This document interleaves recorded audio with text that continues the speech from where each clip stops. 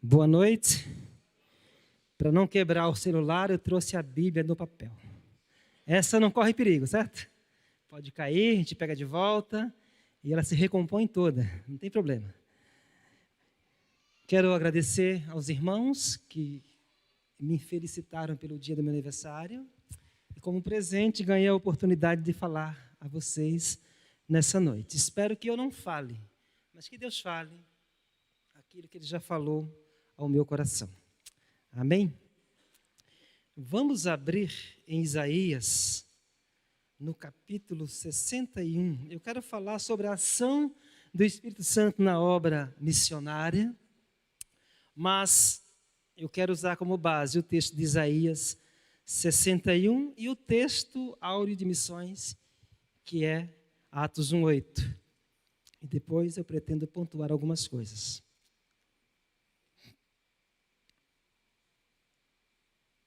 Espera aí que Isaías fugiu aqui.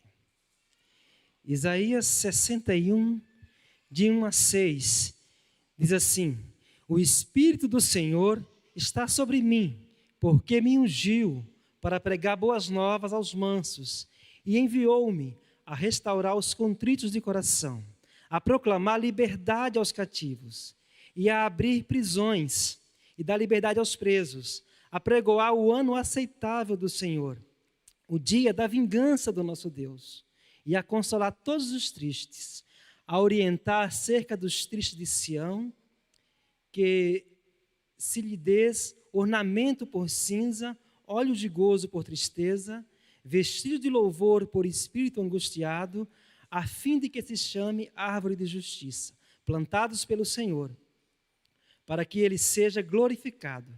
Edificarão os lugares antigamente assolados, restaurarão os de antes destruídos, renovarão as cidades assoladas, destruídas de geração em geração.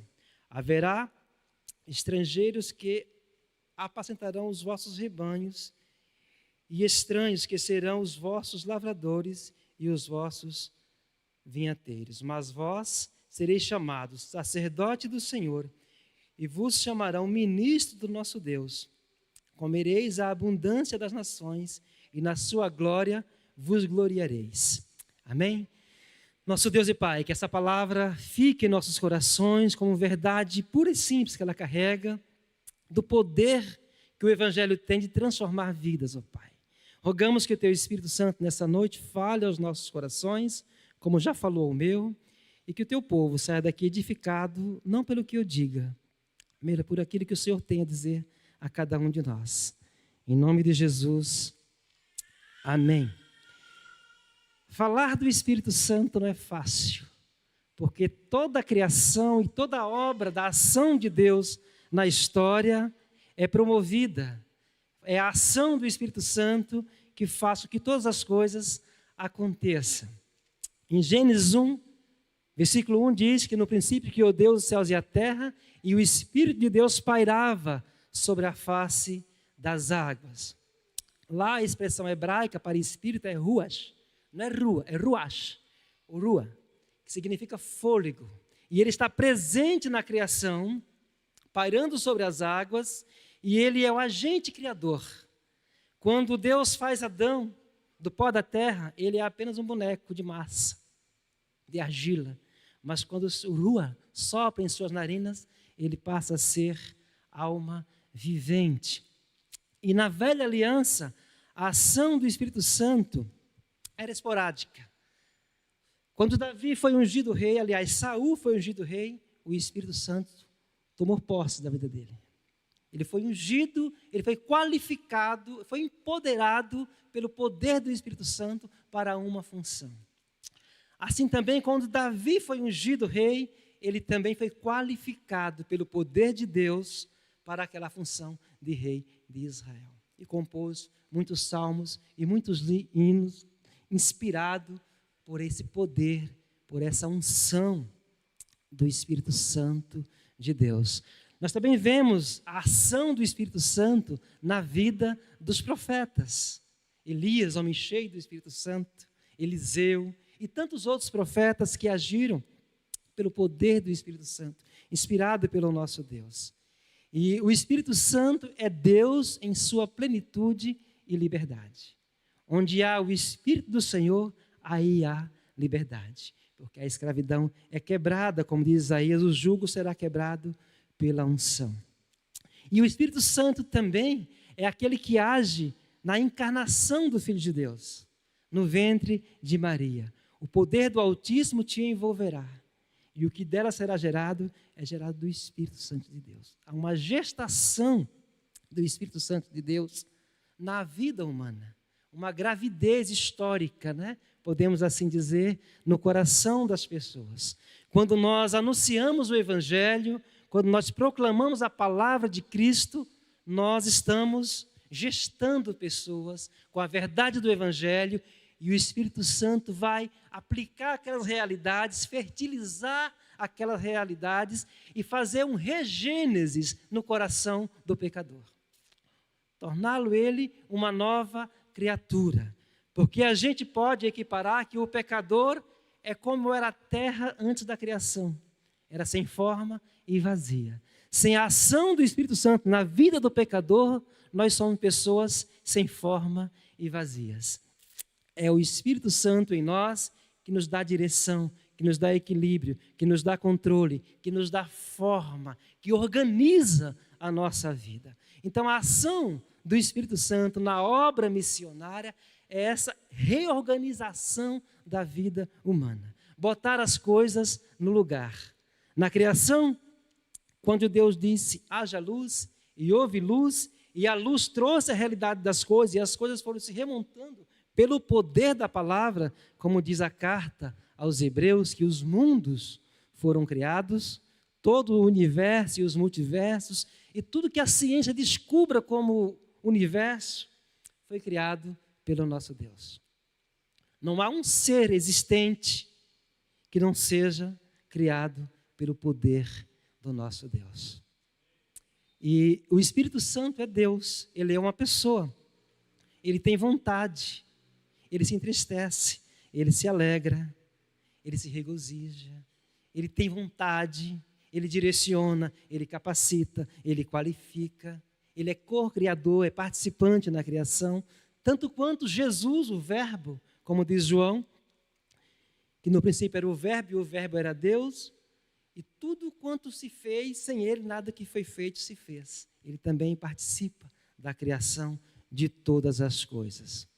Mas, quando Isaías diz, apontando para Cristo, porque em Lucas 4,18, Jesus retoma Isaías e aplica o contexto imediato dos seus discípulos e dos seus ouvintes, e ele diz, o Espírito do Senhor está sobre mim, ele me ungiu, ele me qualificou, ele me capacitou, ele me instruiu, ele me deu conteúdos que eu jamais teria, que eu jamais tenho, ele nos deu. Eu estou falando de mim, mas a igreja é qualificada, é capacitada, todos vocês são orientados, capacitados e revestidos pela ação do Espírito Santo, pelo poder do Espírito Santo. E esse poder do Espírito Santo não é para que a gente faça barulho sem sentido, é para que a gente dê testemunho de Cristo. O Espírito Santo, o papel dele na história é glorificar a Cristo, é revelar a Cristo, é anunciar a Cristo, é proclamar a Cristo, é dar glória a Cristo, é que a gente possa ser iluminado, como Paulo escreve a 2 Coríntios, que os olhos do nosso coração sejam iluminados pelo Espírito Santo para enxergar a graça de Deus, o amor de Deus, a bondade de Deus, a salvação do nosso Deus. O sacrifício de Cristo feito por nós, pagando os nossos pecados. O Espírito do Senhor está sobre mim, estava sobre Jesus, ele ungiu, ele capacitou, ele qualificou para pregar boas novas, para falar de boas notícias, para dar uma boa notícia. E a boa notícia é Cristo em nós, esperança da glória. Essa é a maior notícia, é a glória eterna, é a vida eterna com Jesus, é uma vida nova. É o novo nascimento, é como na conversa de Jesus com Nicodemos, no capítulo 3 de João, né? Nascer de novo, nascer do Espírito, que Quem nasce da carne é carne, conhece as realidades humanas, da matéria. Mas quem nasce do Espírito tem uma experiência sobrenatural com o Espírito Santo de Deus. Esse Espírito que nos ilumina, que nos reveste, que nos dá a condição de glorificar a Cristo, apesar dos nossos pecados e da nossa pequenez. Também o texto aqui diz que o Espírito que nos ungiu, que nos capacitou, que nos deu condição de anunciar boas novas, essas boas novas têm o poder de restaurar, de fazer de novo, de dar uma nova forma, de recompor aquilo que estava sem forma, de restaurar, de abrir cadeias, prisões espirituais. O Espírito Santo quebra as cadeias do nosso coração, das cadeias invisíveis, são as piores cadeias. Tanto é assim que Paulo foi preso muitas vezes, e nós lemos os textos dele, e se não soubéssemos dos contextos, nem imaginaríamos que Paulo escreveu aquelas cartas estando preso, porque ele não se sentia preso, porque ele já havia sido libertado da maior cadeia, que é a cadeia espiritual, pelo poder do Espírito Santo. E a gente proclama o Evangelho e anuncia, porque essa palavra do Espírito tem o poder de abrir prisões, de libertar pessoas, de soltar pessoas acorrentadas ao pecado. Como diz Isaías, né, o jugo será quebrado pela unção. Às vezes, o termo unção faz menção ao Espírito Santo. Na segunda carta de João, por exemplo, ele diz que a unção iria nos ensinar todas as coisas, fazendo menção de que o Espírito da verdade iria nos instruir na verdade. E a gente pode perceber isso na vida dos apóstolos, como que eles, 30 anos depois, foram escrever os evangelhos. Que memória foi essa? Que capacitação foi essa? A não ser a do Espírito Santo, que fez relembrar. E como Jesus havia prometido em Mateus capítulo 10, quando ele viu 70 de 2 em 2, ele diz lá o quê? Olha, não se preocupe com o que é a vez de dizer. Na hora, o Espírito Santo vai dar a palavra. Não que a gente não possa se preparar antecipadamente, porque somos falíveis, precisamos de conhecimento, de buscar o conhecimento. E o Espírito Santo vai usar a cada um conforme a capacidade teológica de cada um, conforme os argumentos e as experiências que cada um tenha com a palavra de Deus. Mas o Espírito Santo capacita, unge, separa, envia, qualifica. O Espírito Santo também, ele às vezes tira nossas certezas para que a gente possa entrar na dependência do poder de Deus. Andar no Espírito é andar em profunda dependência do poder de Deus. Porque as nossas certezas, quem tem certeza faz investimento em conta bancária. Mas quem quer andar no Espírito, anda em profunda dependência do vento que sopra, que a gente não sabe de onde vem, nem para onde vai. Assim é o Espírito de Deus. A gente tem que estar sensível a ouvir a voz de Deus para poder anunciar o Evangelho às pessoas. Obrigado, querida.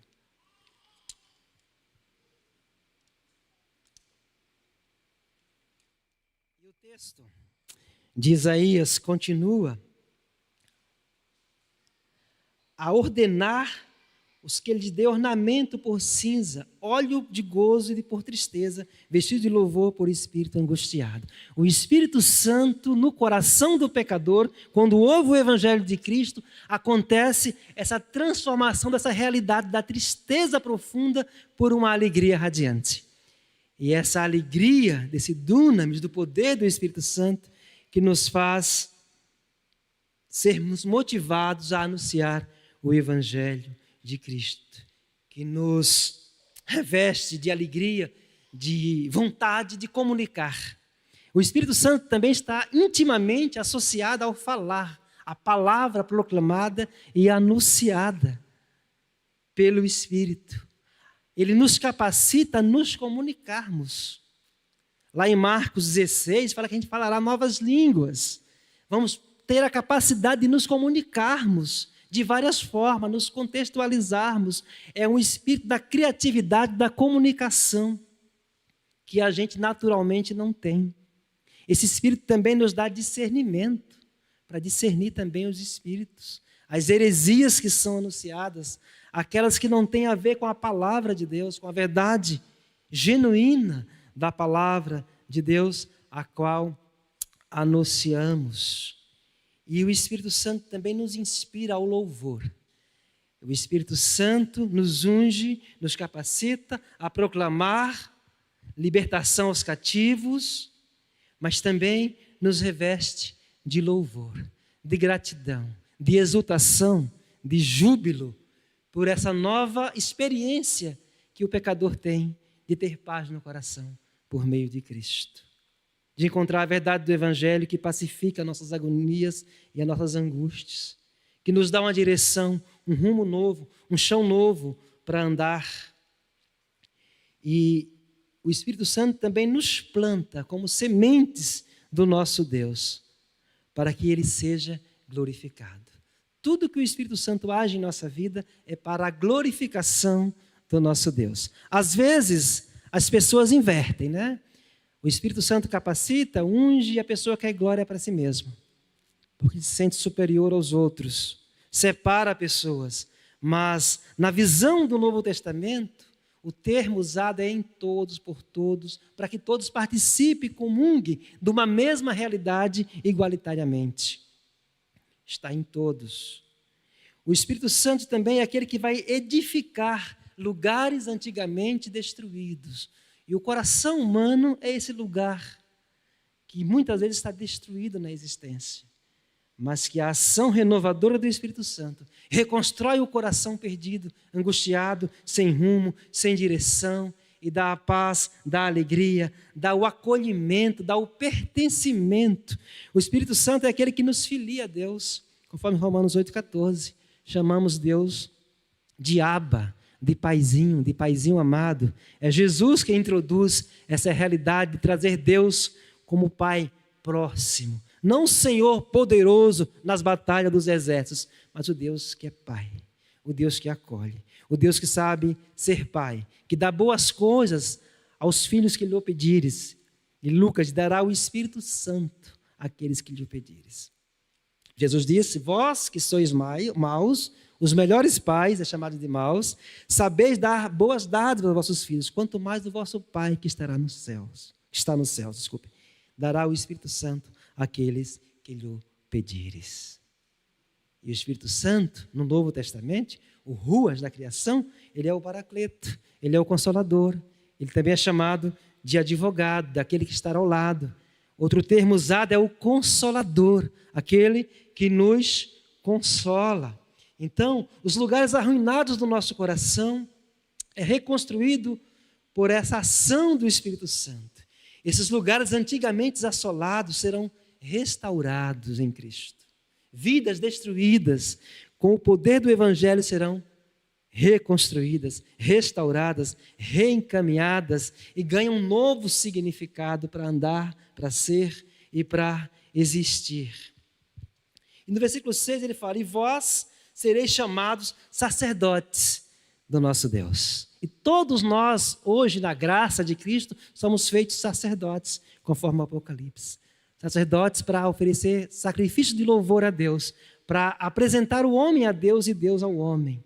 E agora não é só mais um, agora todos nós temos que exercer o nosso sacerdócio diante de Deus, na vida, constantemente.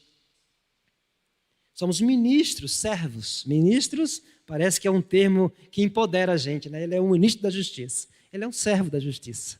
Está ali para servir. Diáconos, ministros, para servir. Não para ter um título que lhe dê status, mas é servo. Ministros do nosso Deus. E a promessa continua dizendo que a gente comeria o melhor das nações. E na sua glória vos gloriareis. Como disse Paulo, eu só me glorio na cruz de Cristo. A cruz que levou os meus pecados. Que as minhas culpas foram ali colocadas. Que o castigo que nos dava a paz, que nos traz a paz, estava sobre ele. Ele levou na cruz para que a paz pudesse ser estabelecida em nosso coração. E agora eu quero ir para Atos 1:8, que é o texto tema da abertura de missões. Pensando em tudo que eu falei, mas recebereis poder ao descer sobre vós o Espírito Santo. É a promessa. E esse texto de Atos vai indicar tudo quanto o livro irá dizer, porque deveria ser chamado Atos do Espírito Santo na vida dos apóstolos. O livro de Atos seria assim melhor colocado do que Atos simplesmente dos apóstolos, porque os apóstolos de si mesmos não fariam nada das realizações que o livro de Atos apresenta. Mas é a ação do Espírito Santo que faz com que homens falhos como nós pudessem realizar grandes coisas. E eles foram revestidos. E é interessante que esse texto tem um texto antecedente que é a pergunta dos discípulos, que pergunta a Jesus se é nesse tempo que iria restaurar todas as coisas. E a resposta de Jesus a eles é: não vos compete saber tempos e épocas que o Pai tem reservado para si mesmo. Porque a gente tem uma obsessão por saber antecipadamente, né? E Jesus, na prática com seus discípulos, não dá agenda. Ele nunca dá a agenda do amanhã. Ele espera acontecer, os fatos se desenrolarem, a vida acontecer, e eles vão ganhando experiência a partir da novidade dos acontecimentos. Jesus não faz prévia de acontecimentos. Ele chama discípulos para andar com eles, mas não dá a agenda do que vai ser o roteiro da missão do dia seguinte. Eles não tinham. E eles queriam saber tempos e épocas.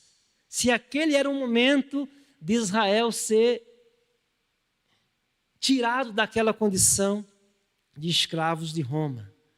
E Jesus fala: não vos compete a vós saber tantas coisas que nós queremos saber. E a resposta de Jesus é: não vos compete a vós saber tempos e épocas. Mas é a adversativa da resposta que responde a todas as perguntas, aquelas que eles não fizeram. Recebereis dunamis, poder dinâmico, poder que gera poder, que influi poder, que faz poder. E que acontece simultaneamente na vida das pessoas. Recebereis poder ao descer sobre vós o Espírito Santo. E esse poder do Espírito Santo na vida do discípulo é poder para testemunhar, para testificar de Cristo, e é o poder para dar a vida, se for preciso, pelo testemunho da verdade. E assim os apóstolos morreram, testificando, provando e anunciando a Cristo e dando a vida por causa de um poder. Que sem esse poder, eles não teriam condições de assumir tal posição. Por muito menos do que o que eles passaram depois, eles fugiram na hora da crucificação. Apenas com o barulho dos soldados, eles desapareceram, né? Ficou Jesus só mais um ou dois, porque eles ainda não tinham sido revestidos com o poder do Espírito Santo. Mas a promessa é ficar em Jerusalém até que do alto sejais revestidos. E eles foram revestidos de poder no capítulo 2 de Atos, na descida do Espírito Santo. E é um ato único na história, não se repetirá daquele jeito e daquele modo, mas se repete todos os dias na vida daquele que crer. Todos quantos creram em Jesus recebem o Espírito Santo. E com ele o seu poder. E com ele a unção, a capacitação. É que a gente ignora, a gente entristece o Espírito, extingue o Espírito, como Paulo diz na carta aos Efésios. A gente não se deixa ser levado pelo Espírito, guiados pelo Espírito, movidos pelo Espírito. A gente quer muito ter o controle da nossa vida e ter as razões para existir. E às vezes, andar no Espírito foge um pouco das razões. Estou dizendo isso não que a gente faça loucuras em nome do Espírito, como a gente vê por aí. Coisas sem sentido. O Espírito Santo, na minha visão, não realiza nenhum gesto, nenhum modo na vida dos seus filhos de que não tem um significado e um sentido e um propósito para cada ação.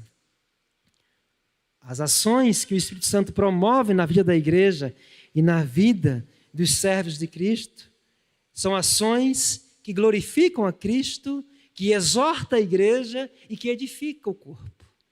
É para o crescimento. Os dons são dados à igreja conforme o Espírito reparte a cada um, como Paulo diz na carta aos Coríntios, para quê? Para o crescimento do corpo, para a santificação, para a mutualidade dos dons, de complemento daquilo que eu não tenho, que o outro tem, e aquilo me complementa, ou nos complementa. O Espírito Santo não age sem propósito. Paulo diz lá em Coríntios 12 que ele preferia falar uma única palavra numa única língua, que todos entendessem, do que 1000 palavras em algaravias estáticas que ninguém conhecesse, que ninguém entendesse, que todos fossem para casa só ouvindo o barulho de uma língua que ninguém entende. Que edificação fica. Mas o Espírito Santo, quando nos motiva a falar, a se comunicar, é para que tenha uma clareza no que seja dito, e uma verdade sendo anunciada e que edifique a vida das pessoas. E essa ação, esse poder que eles receberam e que nós recebemos, porque Paulo, quando o evangelho, quando ele chega em Samaria, ele pergunta: recebeste o Espírito Santo quando crestes? Então, a lógica na mente de Paulo era: creu em Jesus, simultaneamente recebe o Espírito Santo, já está ungido, qualificado e pronto a anunciar e a pregar o evangelho. E isso é uma verdade que a gente, quando se converte, fala muito mais do evangelho na sua simplicidade do que quando a gente se torna mais conhecedor da teologia. Parece que às vezes a teologia nos paralisa. A gente fica com muita informação e parece que não encontra contexto para se comunicar com as pessoas mais simples, se comunicar com os pecadores. A nossa linguagem às vezes fica rebuscada demais, a gente não tem nem o que dizer, porque parece que a gente vai falar em outra língua, que eles não vão entender na linguagem evangeliquez. E muitas vezes a gente se distancia. E muitas vezes na ignorância, a gente é impulsionado muitas vezes a anunciar mais, a falar mais, a se comunicar mais. Mas não deveria ser assim. Deveria ser, quanto mais conhecedores da verdade, mais revestidos do conhecimento, do poder do Espírito, para proclamar com mais clareza e com mais amplidão a vontade de Deus na vida das pessoas. Então, esse poder do Espírito capacita, unge, traz palavra da verdade, proclama a vida das pessoas, dá o testemunho de Cristo, de que Ele ressuscitou dentre os mortos, não só que Ele nasceu e morreu. O livro de Atos, se você pegar aí e for anotar as vezes que aparece a palavra ressuscitou, Cristo ressuscitou dentre os mortos, é o que sobressai em todos os textos do livro de Atos. E o Espírito Santo dá testemunho dessa verdade à vida das pessoas, da ressurreição de Cristo. No capítulo 4, os discípulos foram presos, os apóstolos foram presos por anunciar e proclamar ao nome de Jesus. E Pedro é quem diz: importa agradar a Deus ou aos homens? Eles estavam dispostos a pagar com a própria vida para agradar a Deus, para obedecer o mandamento de Deus por causa desse testemunho da ressurreição de Cristo. O Espírito Santo, em Atos 1:8, conforme nós já lemos e já tínhamos falado aqui, indica o seu grande projeto missionário que teria a proporção global, multicultural no mundo. Ele começa dizendo: sereis minhas testemunhas, testemunhas de Jesus, de que Ele nasceu, morreu e ressuscitou dentre os mortos, está vivo e se comunicou, segundo Paulo, no capítulo 15 de 1 aos Coríntios, a mais de 500 pessoas, que naqueles dias muitas delas ainda viviam e poderiam atestar o que eles estavam afirmando. E o poder do Espírito Santo para ser testemunha em Jerusalém, na igreja local, entre os seus. Depois, Samaria, aonde tem um problema histórico dos judeus e samaritanos que não se comunicavam. E é Jesus que abre a porteira da intolerância em Samaria. Ele faz uma amiga lá no capítulo 4 de João, em Samaria. E ele diz que é necessário passar por Samarias. Eu penso que os discípulos ficaram assustados, né? Porque, segundo a história, diz que os judeus não terminavam um dia sem apontar as mãos para Samaria e amaldiçoá-los. E Jesus, livremente, vai para os samaritanos e faz uma amizade. E essa mulher se torna uma missionária local. E diz lá o texto de João 4, no finalzinho, que já não é mais pelo que Jesus disse, porque eles creram, mas pelo testemunho que a mulher disse do que Jesus, do encontro que ela teve com Jesus. E tanto é assim, esse mal-estar dos judeus com os samaritanos se estende até os dias de hoje, pelo que a gente sabe, épocas com mais intolerância, épocas amenas, mas nunca deixa de ter a rivalidade histórica. E Jesus vai se hospedar em Samaria. E é Tiago e João que ficam embravecidos com os samaritanos e quer descer fogo do céu para os consumir. E eu acho dramática a resposta de Jesus, que diz a eles: vocês não sabem de que espírito sois para pedir uma coisa dessa. Churrasco de samaritanos não, né? Eu vim não para destruir os homens, mas para salvá-los. A expressão melhor é: eu não vim destruir as almas humanas, mas salvá-los. Não importa a etnia cultural. Então, esse poder do Espírito Santo, que nos reveste de poder, tem também essa ambição de não respeitar as culturas, no sentido de que o Evangelho é para todos. Não tem etnias nem classes sociais que não sejam dignas do Evangelho de Cristo. O Evangelho é para todos, é igual para todos. A graça de Deus é igual a todas as pessoas, em qualquer cultura, em qualquer lugar que esse Evangelho for anunciado, esse mesmo perdão é oferecido, essa mesma misericórdia é oferecida, igualmente a qualquer cultura. O Espírito Santo e a grande comissão, em Marcos 16, de 15 a 20, é quase que a ressonância de Mateus 28, 20, né? Ide por todo mundo, pregai o Evangelho, quem crer e for batizado será salvo. Essa comissão do que vão para ensinar, a guardar todas as coisas que eu vos tenho dito. É o Espírito Santo também que nos faz guardar a palavra de Deus no coração, a memorizar os textos bíblicos. E quanto mais textos bíblicos você conheça, você leia, você guarde, você internalize, mais na hora da comunicação do Evangelho com pessoas, mais esses textos brotam, despontam na sua mente, porque o Espírito Santo fará lembrar, assim como ele fez com os apóstolos, para escrever as histórias de Jesus. Quanto mais você guarda conhecimento da palavra de Deus no coração, mais o Espírito Santo vai atualizar a sua mente na verdade, e na comunicação da palavra você vai ter uma gama vasta de conhecimento e de textos coerentes dentro do seu respectivo contexto para falar. E essa grande comissão que é convocada e é colocada como um mandamento: ide por todo mundo e pregai o Evangelho. Ou indo no dia a dia da sua vida, pregue o Evangelho às pessoas que estão à sua volta. Anuncie a bondade de Deus, a misericórdia de Deus, a boa nova de que Deus estava em Cristo, reconciliando consigo mesmo os homens e não lhes imputando os seus pecados. Essa graça oferecida, esse amor generoso do nosso Deus, ofertado a pecadores como nós, que recebemos o Senhor Jesus e desfrutamos da sua presença. O Espírito Santo também é aquele que nos mantém na presença do nosso Deus. O Espírito Santo também é aquele que nos valida diante dele. É aquele que nos sela, que nos dá o penhor, a garantia do pertencimento de que somos de Cristo. O Espírito Santo é aquele que nos reveste de poder para irmos ao mundo anunciar o Evangelho entre as pessoas. A gente, como igreja, precisa, mais do que nunca, cumprirmos essa missão do Espírito, de anunciar o Evangelho às pessoas que estão na nossa volta, no nosso bairro, proclamando essa graça salvadora de Cristo. E cada um de nós, se desejarmos, o Espírito Santo respeita também a nossa vontade, ele não viola a vontade do seu coração.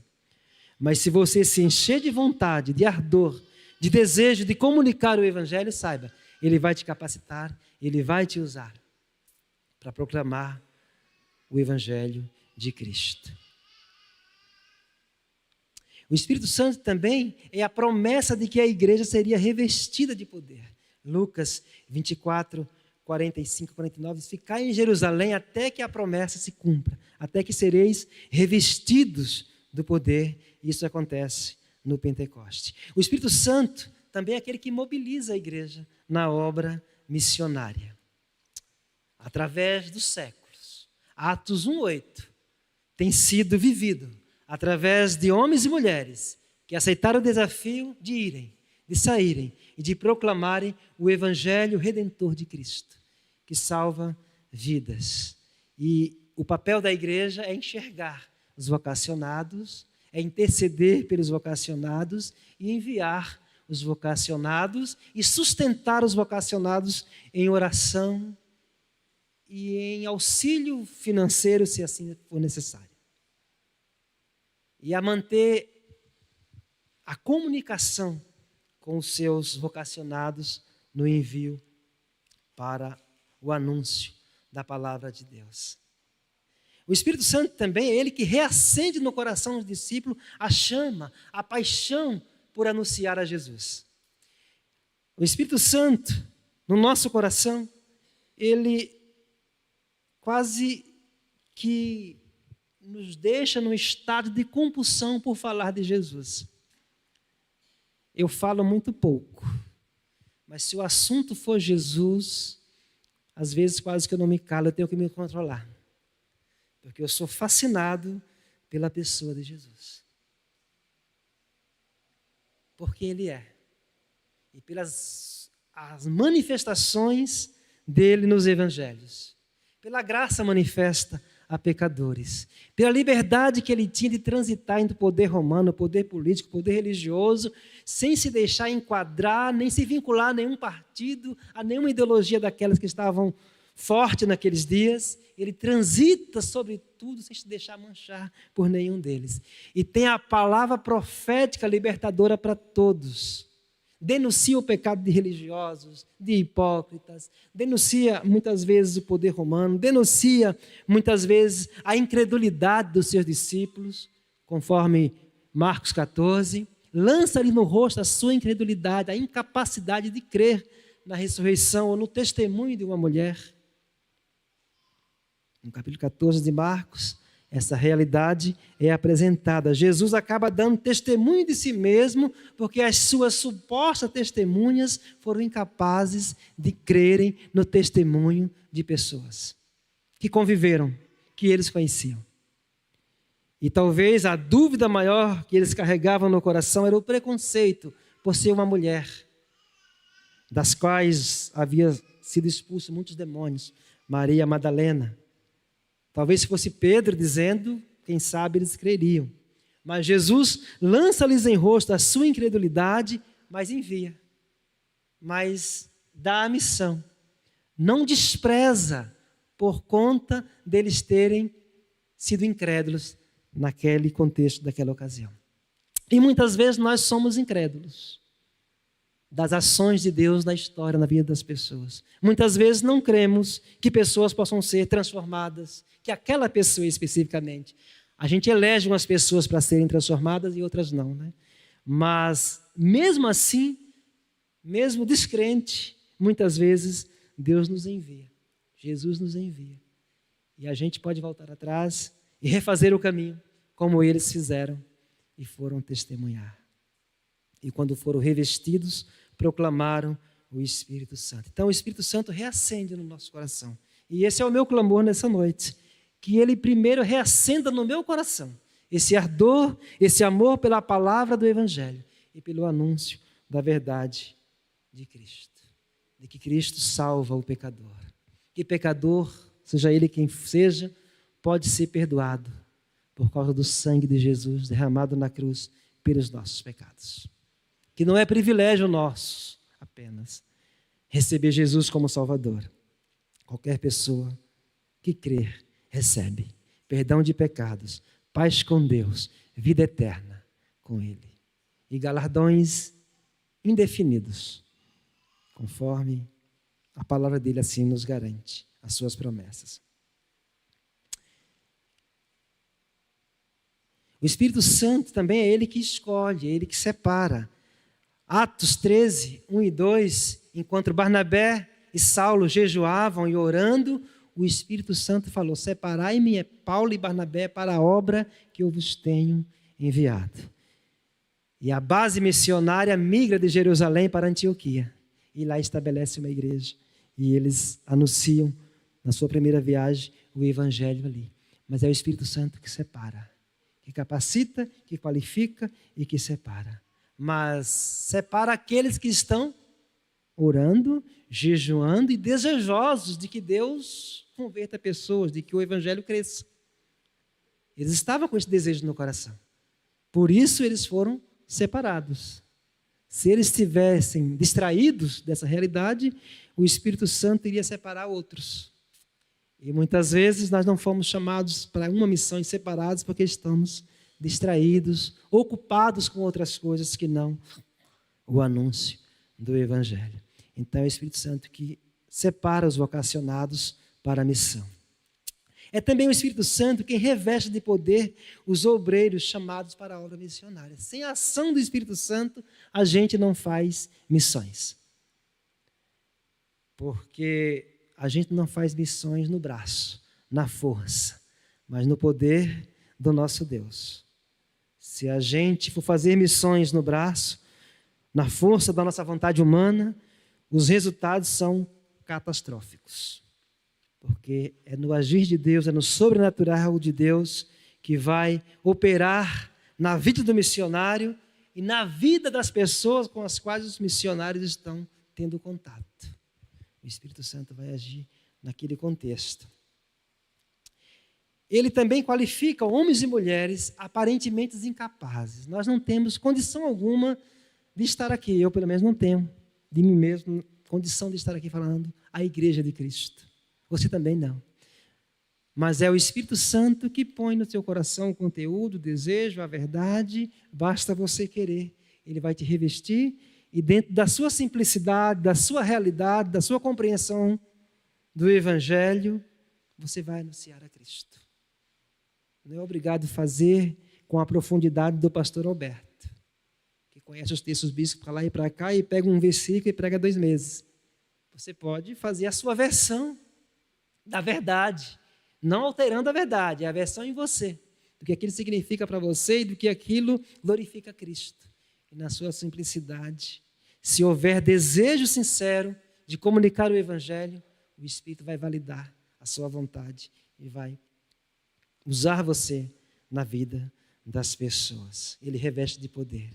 Ele qualifica homens e mulheres aparentemente incapazes, inadequados para o anúncio do Evangelho. Eu sou inadequado para estar na presença de Deus. Todos nós somos. Mas por causa de Cristo, do que Ele fez em nosso favor, nós fomos feitos filhos de Deus, amados e aceitos por Ele. Por causa de Cristo, não é por causa de nós. O Espírito Santo também, ele reveste a igreja, os salvos, de autoridade, de poder, de comunicar essa verdade. Ele tira a timidez, ele nos dá intrepidez e ousadias, como diz Atos 2. Não são esses, porventura, galileus, o que estão nos falando em nossa língua materna? É a pergunta que é feita em Atos 2. Não são pescadores simples e que estão revestidos de um poder a ponto de nós acharmos que eles estão embriagados? Porque tamanha era a profusão da autoridade, do anúncio, o impacto que aquelas palavras de Pedro chegavam em cada coração. Mesmo em 17 culturas diferentes, debaixo do sol, como diz Atos, estão ali presentes, ouvindo a mensagem de Pedro. E essa ação do Espírito Santo, essa ousadia que Ele nos dá, de quebrar a nossa timidez, o nosso silêncio, para realizar a vontade de Deus no sentido do anúncio da palavra. É Ele quem valida a ação missionária realizada entre os povos. Quando o missionário está anunciando a verdade do Evangelho nas culturas mais difíceis, o Espírito Santo capacita. Ele aprende a língua, aprende um pouco da cultura e aprende a aplicar a verdade que ele conhece naquela realidade. É o Espírito Santo quem capacita, que faça com que objetos, língua, costumes e coisas ganhem significado e sentido naquela cultura, que para nós às vezes não faz sentido algum, mas o missionário, na sensibilidade do Espírito, vai saber aplicar a palavra para aquele contexto, para aquela realidade. O Espírito Santo, ele não viola os contextos das realidades das pessoas. A palavra que é para um não é para todos. Ela é uma verdade que tem o seu contexto e a sua aplicação pessoal, individual, para cada pessoa. E é o Espírito Santo que vai nos dar a habilidade de saber usar esses métodos para maior eficácia do anúncio do Evangelho. É o Espírito Santo também quem consolida os frutos, aqueles que são batizados porque creram na pessoa de Jesus. É Ele que valida.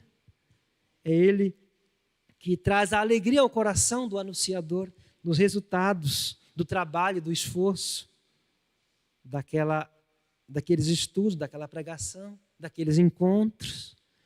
É Ele que vai mobilizar essas novas pessoas a permanecerem na fé, a continuarem na fé.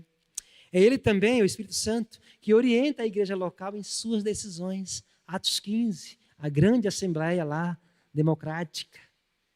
Pareceu bem a nós e ao Espírito Santo, conforme as decisões que eles tomaram. E Ele também orienta a igreja, a liderança, a tomar as decisões sábias, necessárias, às vezes difíceis, mas é Ele também que capacita a igreja nessas dificuldades. Em cada capítulo do livro de Atos, quando a gente está pensando um pouco mais em Atos, há uma evidente demonstração das operações do Espírito Santo. Lá se diz muito e a palavra crescia. E quando fala a palavra crescia, os acontecimentos, os desdobramentos desse crescimento da palavra eram pessoas a mais sendo alcançadas. Lucas vai escrevendo o livro de Atos e vai colocando essas cunhas, né, do crescimento da palavra. Era anunciada e a palavra crescia. E o Espírito Santo se manifestava. E as pessoas eram compungidas no coração a crerem. Quando nós chegamos em Atos 19, aonde ali está estabelecida as ações do apóstolo Paulo nas igrejas na Galácia, em Efésios, em Coríntios, do 18 a 19, ali, com a pregação naqueles lugares outroramente fechados para o Evangelho, o livro de Atos diz que o povo se regozija, a cidade fica em efervescência pela pregação do Evangelho. Em Éfeso, os principados e potestades se manifestam por causa do anúncio, do poder, do impacto da palavra que Paulo trouxe ali na escola de Tirano por 3 anos e alguns meses. Então, a palavra anunciada pelo poder do Espírito causa esses impactos nas cidades. O Espírito Santo é o agente que opera o despertamento ou avivamento para o evangelismo. A igreja é despertada pelo Espírito. Precisamos orar para que Ele nos desperte como igreja para o exercício ou ofício da obra missionária. A presença animadora do Espírito Santo nas ações missionárias da igreja que pode afirmar um tom de restauração e de nova vida e alegria. Se houver vidas sendo salvas, a igreja entra num motim de alegria, de regozijo, de vida acontecendo. Pessoas se rendendo a Cristo. Isso é obra também do Espírito Santo. O Espírito Santo é o sopro divino que vivifica os mortos. Ezequiel 37:9 diz isso. Profetiza a esses ossos, outrora mortos, sem vida. E o profeta profetiza e os ossos ganham pele, ganham olhos, ganham carne, ganham cor, ganham movimentação. É um texto simbólico para dizer que a casa de Israel estava morta, como aqueles ossos secos, mas que o Espírito do nosso Deus tinha o poder de tornar a trazer ali a vida. E muitas vezes as nossas vidas estão assim, secas, sem sentidos, sem mobilidade espiritual, mas o Espírito pode reavificar, pode tornar a dar vida, pode criar pele, olhos, ossos, motivações novas, emoções novas, alegrias novas, porque onde há o Espírito do Senhor, aí há plenitude de alegria e de liberdade. O Espírito Santo também é ele que renova os vegetais, a criação. Salmo 104 diz isso, que há um Pentecoste do Espírito na criação. Ele renova a face da terra. O Espírito Santo consola. Ele é o nosso consolador também por excelência. Ele consola a igreja, os abatidos, os entristecidos. E muitas vezes o consolo do Espírito é você, cheio do Espírito Santo, animando a outras pessoas, fortalecendo a outras pessoas, trazendo boas palavras de estímulo, de esperança ao coração desesperançado. Você pode ser uma espécie de Espírito Santo na vida do seu irmão, animando, encorajando, edificando, exortando, trazendo às vezes a verdade que muitas vezes nem todos têm coragem de falar. E você, na ousadia do Espírito, em amor, você pode falar. Eu às vezes converso com a minha patroa e eu falo a ela as verdades indizíveis, mas eu falo em amor. E ela não aceita a argumentação de ninguém. Ela rebate com unhas e dentes qualquer argumento. Ela é preparadíssima para isso. Mas comigo ela ouve calada.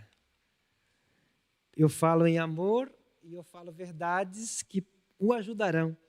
Porque são verdades, às vezes, inspiradas na palavra de Deus, na consciência do Evangelho.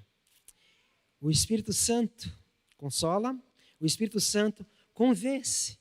João 16, 7 a 11 diz que o Espírito Santo convence o pecador da justiça e do juízo.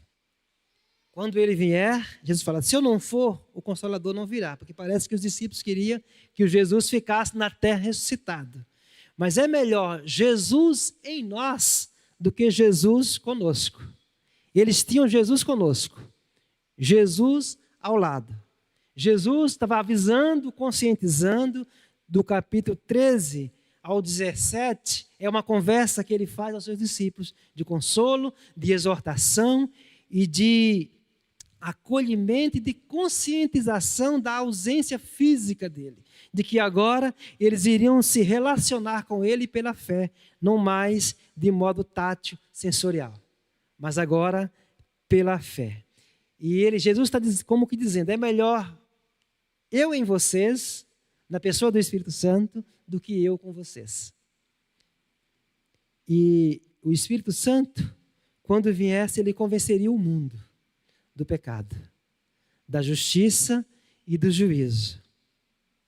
E é o Espírito Santo que, no coração do pecador, traz a realidade de pecado e traz a consciência do pecado para que haja arrependimento e para que você ponha o seu pecado diante do Senhor e seja perdoado. Não é só para convencer que você é um pecador, que eu sou um pecador. Isso a gente já sabe. Mas é para que esse pecado seja levado à cruz. Para que haja perdão e restauração da comunhão com Cristo. Ele convence o mundo do pecado, da justiça, do juízo. Romanos 5,5 diz que o Espírito Santo derrama o amor de Deus em nossos corações. A esperança que não confunde, porque o Espírito Santo derrama em profusão, em abundância, esse amor de Cristo, que dilata os nossos corações. Esse amor e essa paz que excede a todo entendimento. 2 Timóteo 1,7 diz que Deus não nos deu espírito de covardia, mas de poder, de amor e de moderação. Esse Espírito Santo em nós faz com que eu e você sejamos as pessoas mais equilibradas, mais sensatas, de mais bom senso que esse mundo já viu. Já pensou nisso? Se você viver na dependência do Espírito, conforme a palavra assim diz, você se torna uma pessoa sábia, sensata, cheia do Espírito Santo. Sabe a hora de calar, sabe a hora de falar, sabe como dizer, o que dizer, por que dizer. Você fala menos, ouve mais, tem equilíbrio das emoções. Mas se você não se deixar guiar pelo Espírito, você se torna uma bomba ambulante, uma caixinha de surpresa na terra que vai pipocando pela existência e nunca com coisas agradáveis. Mas se você deixar o amor de Cristo derramar em seu coração pelo Espírito Santo, você terá esse equilíbrio, essa moderação, esse poder e esse amor, conforme Paulo fala em 2 Timóteo 1,7.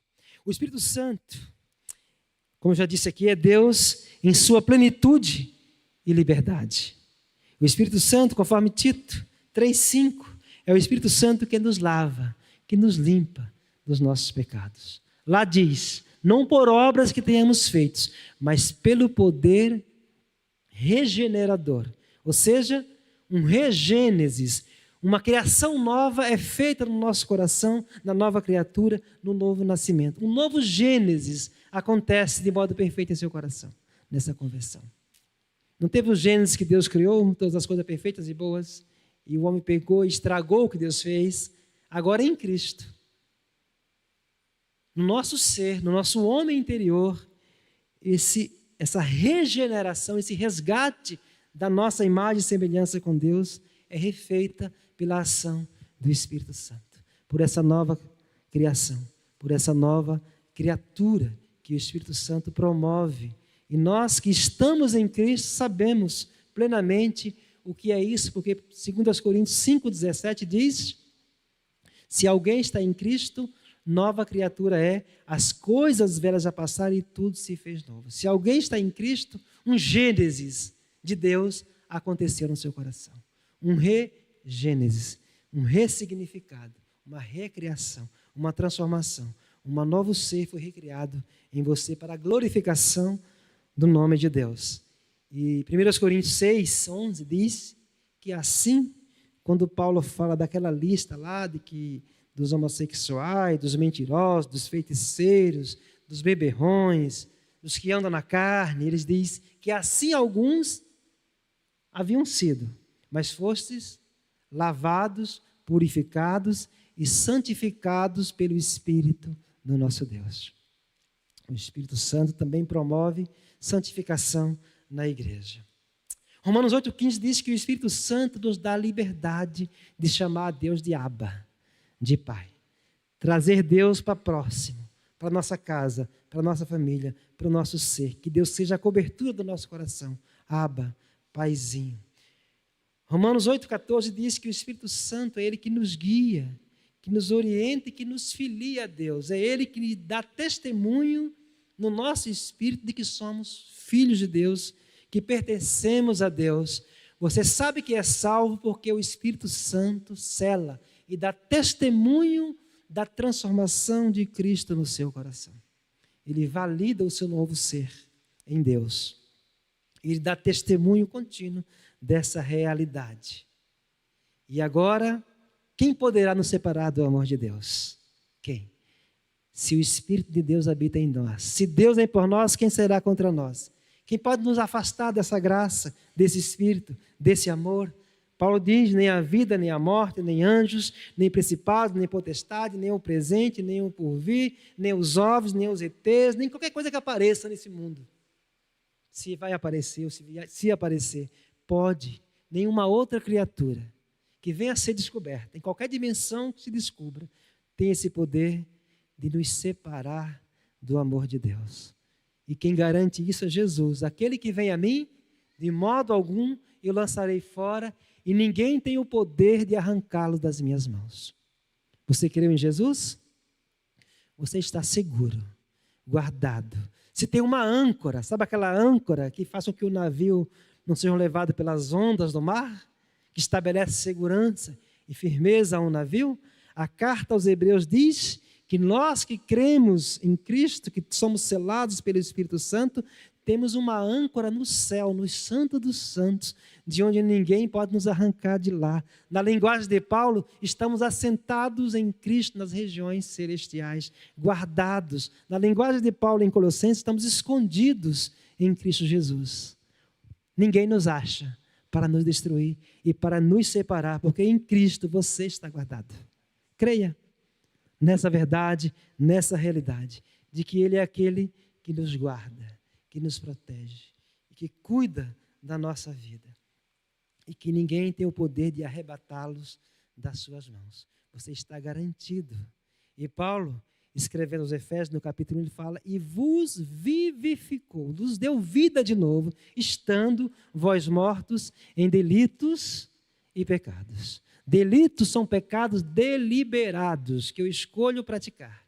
E pecados são condição da nossa natureza humana, que a gente peca até o que não sabe que pecou, né? Tem os pecados conscientes e os pecados inconscientes. Mas nós estávamos mortos. E por natureza éramos filhos da ira. E andava conforme o príncipe deste mundo, a potestade do ar, que Jung chama de inconsciente coletivo.